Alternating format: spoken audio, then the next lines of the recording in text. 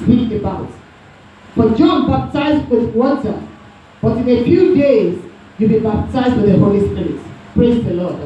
And verse 8, and he said, but you will receive power when the Holy Spirit comes on you. And you will be my witnesses in Jerusalem and in all Judea and in Samaria and to the ends of the earth.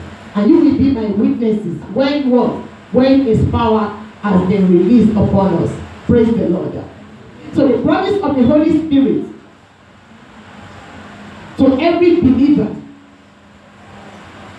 that Jesus said, they said, wait till my Father is going to send a gift of the Holy Spirit.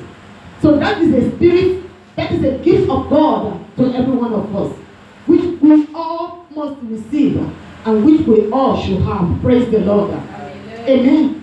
So what we're going to be talking about this morning is that what is the Holy Spirit what is it supposed to do in our lives? The Holy Spirit comes with power. We have already seen that. He said, and you will receive power after the Spirit has come upon you. And you will receive power. So the Spirit of God comes with what? With power. In Acts chapter 10 verse 8, he said how Jesus Christ of Nazareth was anointed by the Holy Spirit. And he received power. And the power came upon him after he was anointed. So I always tell people, Jesus came as a human being. Jesus did not come as God at all. And that was why everything that we are going through, he also went through them. He fasted. He prayed. So just as we are fasting now, he fasted. And look at the scripture that we read. After he had fasted, what happened? He was hungry. If he was God, would he be hungry? He did not come as God. He came as a human being. And he came to show us how to live after he must have gone back. And that's why we don't have any excuse to say, oh, certain problems are too, this problem is too much. I cannot handle it. And because of that, I now went into sin. There's no excuse. Because he suffered more than you and I were even suffering.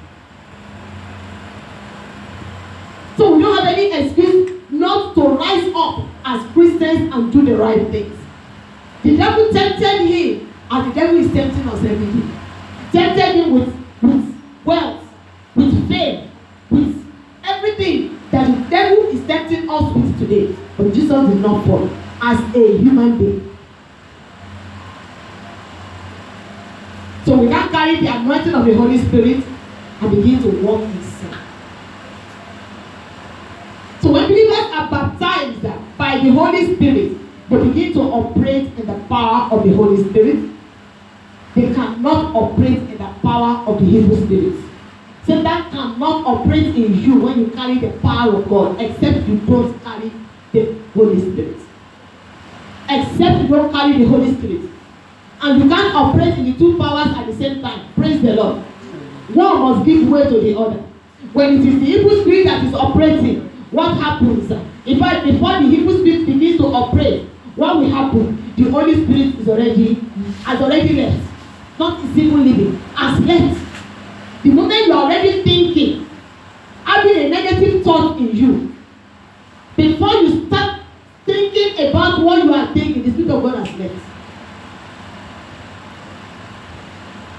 So there's no way you will have the Holy Spirit and the evil spirit working together at the same time. It's not possible. So one spirit must be speaking to you at a time. And you are yielding to a particular spirit. Which one are you yielding to? You will know. Just as we were discussing at the Bible study class, that the Spirit of God does not force us. No. At the moment you begin to think of going into sin, it's already leaving. When we are going through challenges, He cancels us. That's one of the work of the Holy Spirit. What is He doing in our lives? To cancel us, to encourage us, to remind us of what Jesus has taught us. After He has put all those things to our mind and we are still not following, some of us are very hard in heart. God, I'm not going to feel though. Praise the Lord. As you are saying, I don't think I can do this. You mean that person that offended me, I should go and greet him? You mean I should go and say sorry? God, I cannot do that. God, just say another thing. I'm not ready for that. And as you are adamant, the Spirit of God leaves. Then the Holy Spirit comes and tells you, how can you go and apologize? You are not the one that you want to apologize. That person has cheated you. In fact, you must show him that the spirit of Satan has taken over, while the Holy Spirit has left. So at that particular time, you are not a child of God at all, because you are under the control of Satan. Because you have, at that time, refused to listen to the voice of God. And that's the Spirit of God has left. Then the Spirit of Satan has taken over. How many times have we been anointed and yet we go back, operating under the yoke of Satan? But today I pray for you that after this morning, the spirit of Satan will never have a way in your life in Jesus' name. Amen. The Bible says we begin to live above sin. That is, we begin to live above Satan.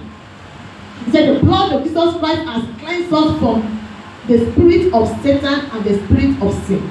Praise the Lord.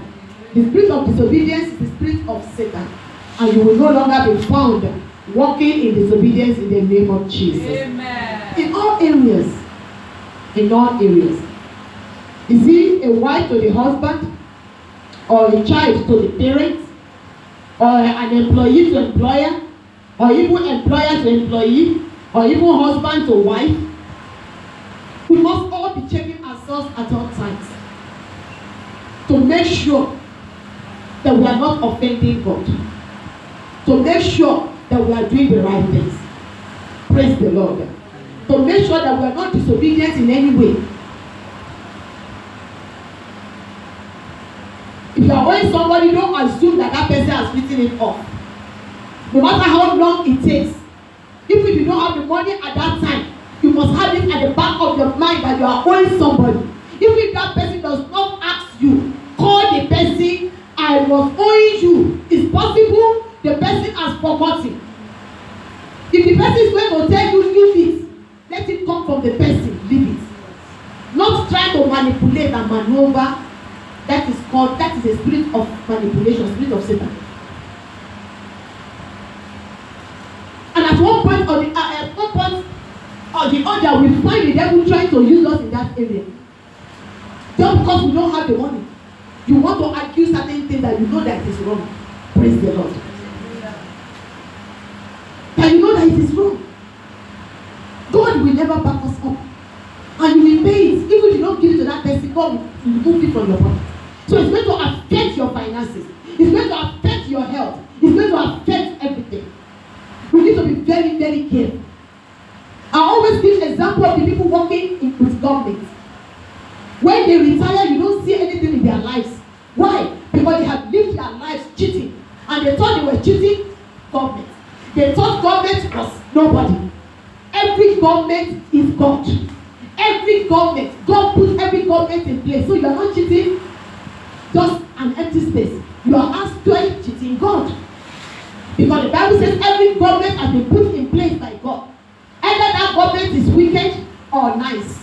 God has put that government in place for a purpose.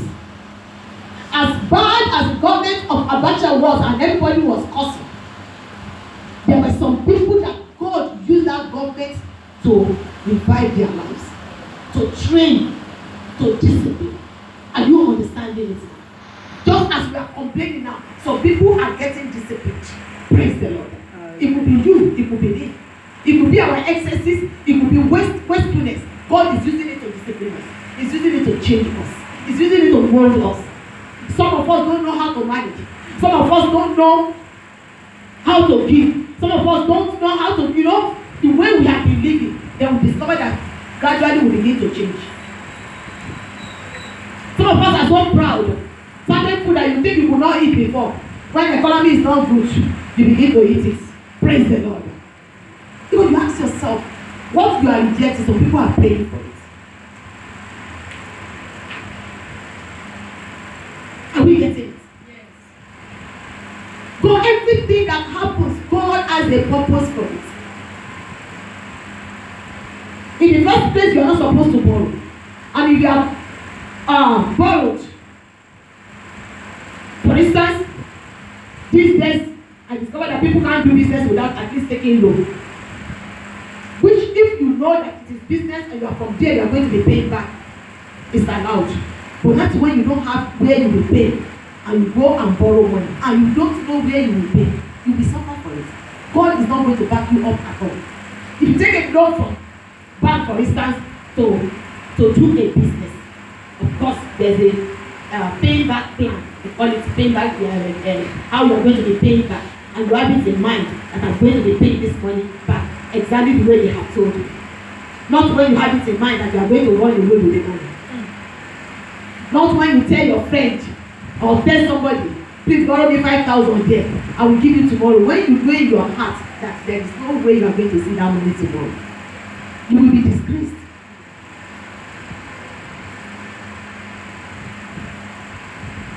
And that's disobedience. Because God has told you not to borrow. So which means you don't borrow what you know that you cannot pay back. Amen. Amen. So that's what the Holy Spirit leads us and pushes us to do what He wants, not what we want. What He wants us to do. That is the work of the Holy Spirit, to lead us to what God wants us to do. Remember, the Spirit of God is the Spirit, the Holy Spirit is the Spirit of God. So it's the third person in Godhead. So whatever God wants us to do, that is what the Holy Spirit pushes us into. And when we resist it, we reject it, then we will enter into trouble. But I pray that from today, as the Spirit of God is leading you, as is guiding you, you begin to yield to His leadership in the mighty name of Jesus. Amen. In the mighty name of Jesus. Amen. Before we leave home every day, ask Him to go before you. Where you don't want me to go, oh Lord, don't let me enter it.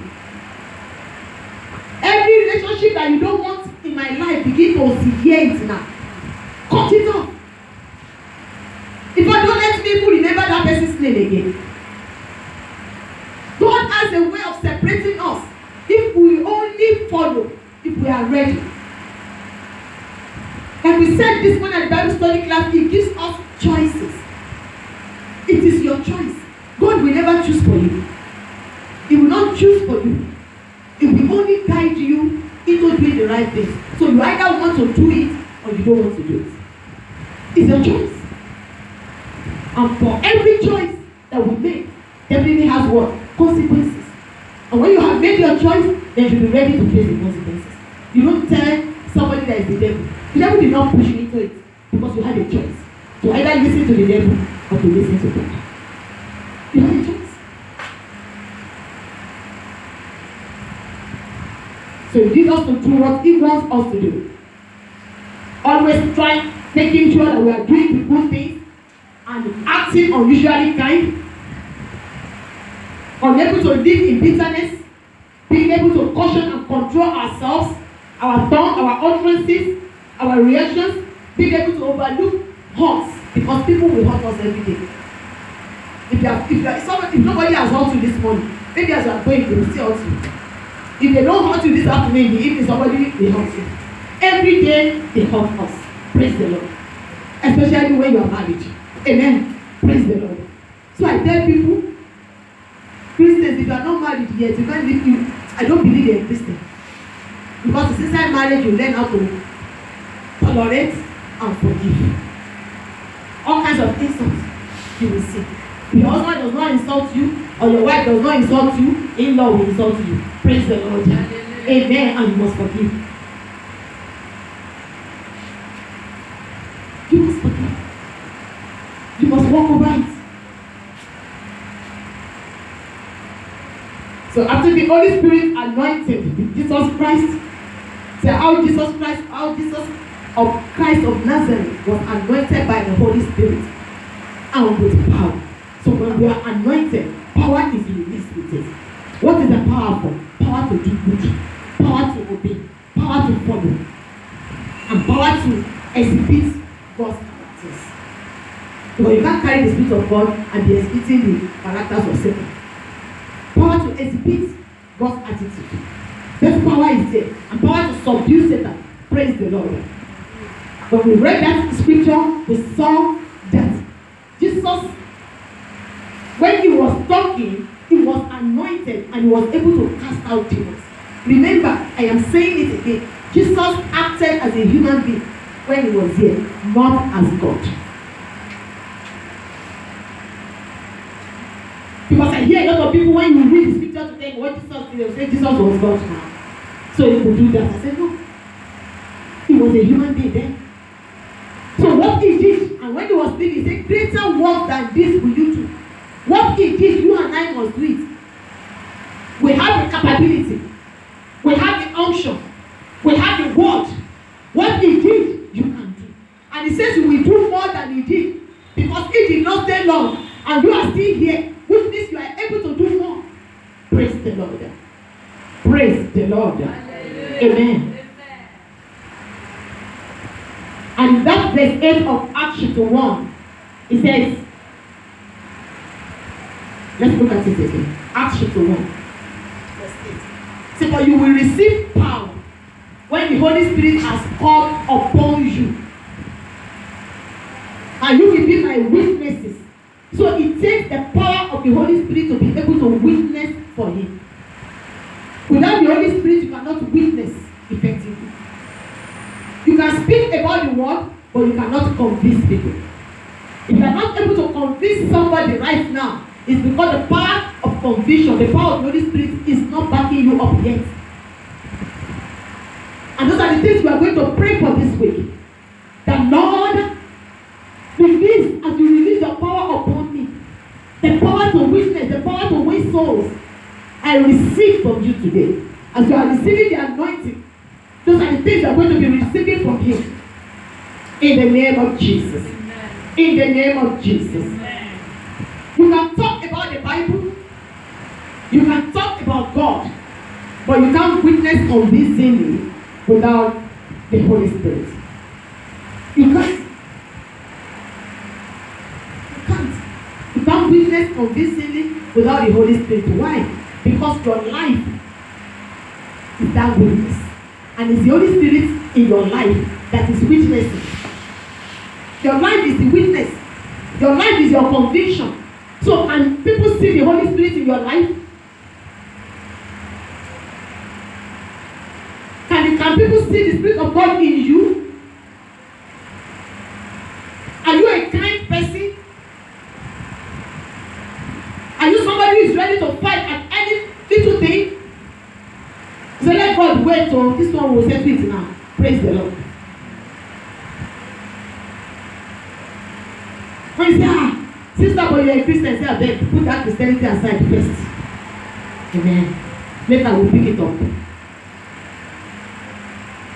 Or have you have not heard people saying that? So this one, don't be church. This one are business. So we have to settle it out.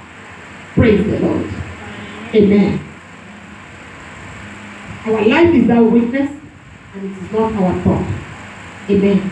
Amen. So there's a need to wait on him to get empowered. It is very, very obvious.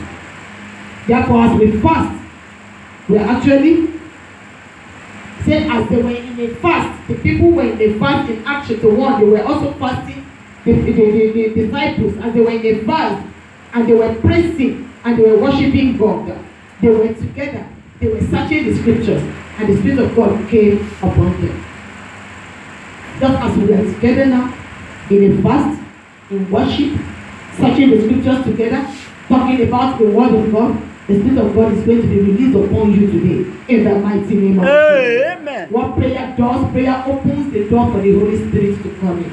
The Spirit of God is being released upon you right now, amen, in the mighty name of Jesus. Amen. And that says that Jesus was also praying, the heaven was opened. Heaven will open upon you. Amen. This week you will not miss it. Amen. In the name of Jesus. Amen. As he was praying, the heaven was open. The heaven was open. And the Holy Spirit descended. The Spirit of God will descend upon you in the mighty name of Jesus. As you stand before him in these 7 days, today now marking the second day, as you continue to stand with him and praying, The Spirit of God will descend upon you in the mighty name of Jesus. Praise the Lord. Amen. So after fasting and praying, the Bible says he returned in power. After these 7 days, people will notice something changing in your life. They will notice the power of God because he will release that power in the mighty name of Jesus. Amen. When you tell Satan to shut up, he will begin to shut up. In the name of Jesus. Amen. When you cast anything out, that thing is cast out in the name of Jesus. Amen. When you declare, you will begin to see it happening. Amen. In the mighty name of Jesus. Amen. The devil will not be able to resist you. Amen. In the mighty name of Jesus. Amen. The power to heal, the power to cast out demons, the power to teach the word of God, the power to preach, God will release upon you. In the mighty name of Jesus. It is the anointing that makes the difference. It is the anointing. The anointing of the Holy Spirit has been given unto us to serve, not for shine. A lot of us want the anointing for show. Praise the Lord. So highly anointed for show. It's to serve. So when he releases his anointing upon you, it is to go and begin to serve. It is not for showmanship.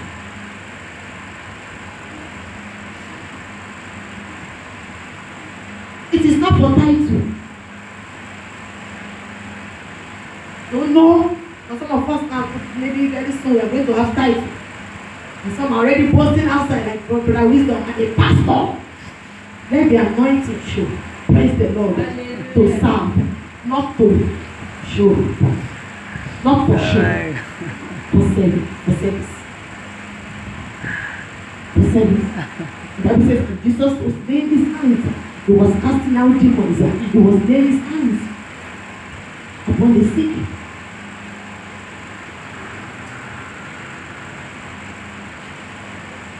Not be anointed and then you are lying down sick bed and people are coming to pour water on your head. Praise the Lord. Amen. It is not your head that is anointed, it is your heart. It is the oil touches is only on your head, but the heart is what receives the anointing. May your heart receive the anointing this morning in the name of Jesus. In the name of Jesus. So it's not oil has touched me. As the anointing, as your heart receive the anointing. Because when your heart receives the anointing, there will be changes in your life.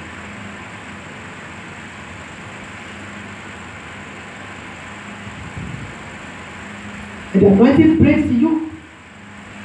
The anointing makes fat. We are talking about fat, not not for you to increase in your size, your physical size. Praise the Lord. It makes your heart, your knowledge to increase. Your spiritual life becomes robust. Praise the Lord. Not malnourished. Some of us, our spiritual lives are malnourished with this food. Amen. They are dry spiritually, but the anointing does not make us dry spiritually. The anointing makes us fat. The anointing releases life into us. So in Isaiah chapter 10 verse 27 says, and the anointing makes fat. The anointing breaks the yokes. Every yoke in your life up to today is broken in the mighty name of Jesus. Breaks yokes. The anointing makes you to be able to do things that ordinarily you couldn't do before.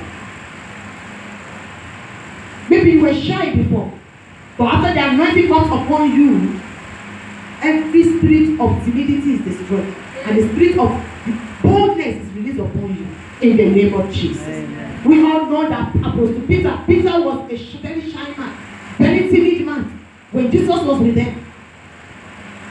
But after the anointing came upon him, he became the bold Peter. Peter that could now talk, that could now stand in the presence of rulers and began to talk, to witness. This was Peter that was hiding before. This was Peter that could not talk before. This was Peter that was ashamed before. Every spirit of shyness, every spirit of timidity in your life, after the anointing of today, God is destroying it in the name of Jesus. He's replacing it with the spirit of a sound mind, the spirit of boldness in the mighty name of Jesus. Daniel said, those who know their God, they shall be strong. You receive that strength from the anointing of the Holy Spirit today in the name of Jesus. And I speak into the life of this woman that is going to labor room this month. I said the anointing will see you through in the name of Jesus.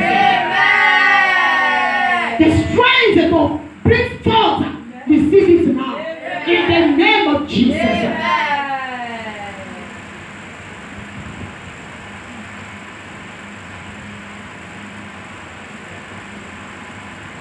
I believe that you are here this morning, especially her, because as I was speaking now, the Spirit of God just directed me to her. You are not here this morning by mistake. I didn't even know you were coming here. And I believe that this is the last anointing service before you go to bed. So God purposely brought you here this morning to be anointed because you need that strength. He's releasing that spirit of strength of God. In the name of Jesus. You will not labor. You will pray for in the name of Jesus. Remember, the anointing makes a difference. The anointing breaks yokes.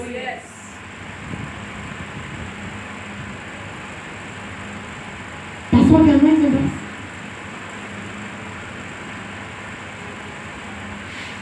The dead and the broken bones of Jesus Christ, they came alive. They came alive because he was anointed. That's why I know that everything that has died, every of your blessing, everything that is supposed to be living in your life, that has died, God is bringing restoration to them by the anointing this morning. In the mighty name of Jesus. That area where you have been feeble, that area of your life where you have been feeling weak, strength is being released unto you in the mighty name of Jesus. As the anointing reaches you this morning, just claim everything that you want from it, and the Lord will release it unto you in the name of Jesus. No one that is anointed is ashamed. Shame is the strength of your life. Honor and glory begin to replace shame in the name of Jesus. I say honor and glory begins to replace shame in your life in the mighty name of Jesus. The anointing oil is a symbol of power. So as you are anointed this morning, you are entering into power. Power to do great works in the name of Jesus. One thing that we don't understand is that when we are anointed, we are not anointed for ourselves again. We are anointed to go out and do great work.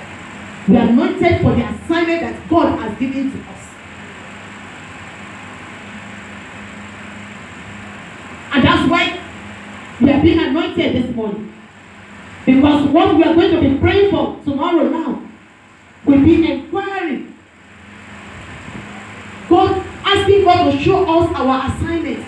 And you need the anointing to enter into it. So after anointing you today, you're not going to carry that anointing and sit inside your room and eating it. Praise the Lord. Hallelujah. You're not anointed to go and begin to eat fried rice and your loved ones. That's not your anointing. Amen. Amen. You're anointed to go and do something for him. To go and do something for him. You don't carry anointing and hide it under bed. Anointing is for good works. And if he's going to give you an assignment, it's going to be an assignment of showing forth that good work to somebody, somewhere. That's usually the assignment that God gives to us. Because that's what the kingdom of God is about. That's what salvation is about.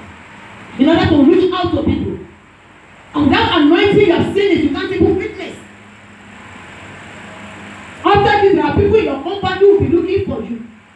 When they have headache, when they have stomach pain, you say that sister, as she not come and wait a bit. When they see you, I'll be waiting for you to come and pray for them. And as you pray for them, God will listen. In the name of Jesus. As you lay your hands upon them because you are anointed, they will be healed. In the name of Jesus.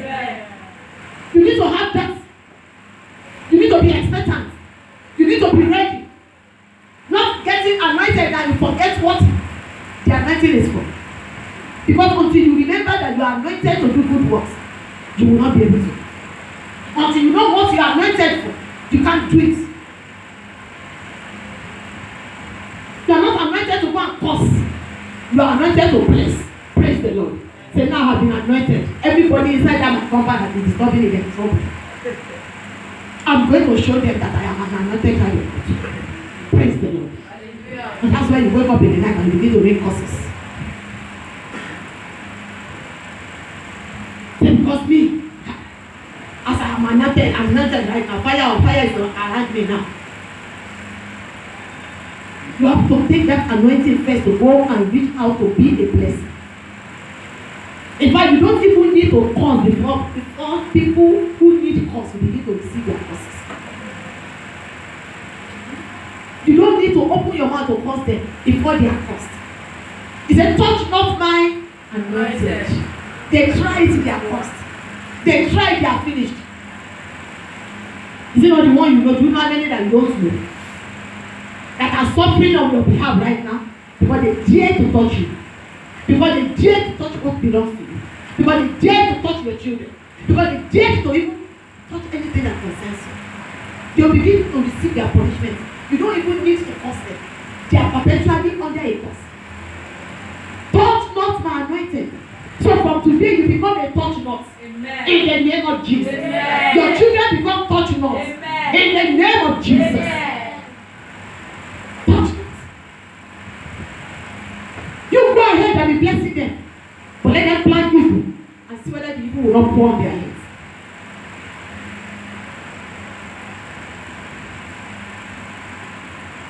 When David was anointed with oil, Bible said the Spirit of the Lord came upon him in power. I pray that the Spirit of God will enter into your life today in power in the mighty name of Jesus. Amen. In the mighty name of Jesus. Amen. Praise the Lord. Amen. Every unclean spirit, the Bible says he gave them power over unclean spirits, over every sickness, over every disease. Start from your house. Stop carrying your children up and down to go and be looking for prophets. Pray for them. Release the power that is in you. Pray for your wife. Pray.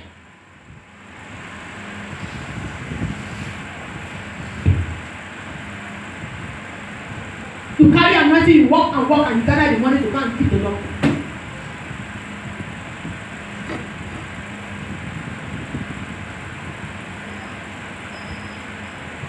Praise the Lord. Hallelujah. The anointing is the mystery of God that is guaranteed. Mystery of God. It's not the oil that you are looking at. It is the Spirit of God that has been released into the oil that makes a difference. The Spirit of God. That's what turns it to liquid fire. Today we hear about kidnapping.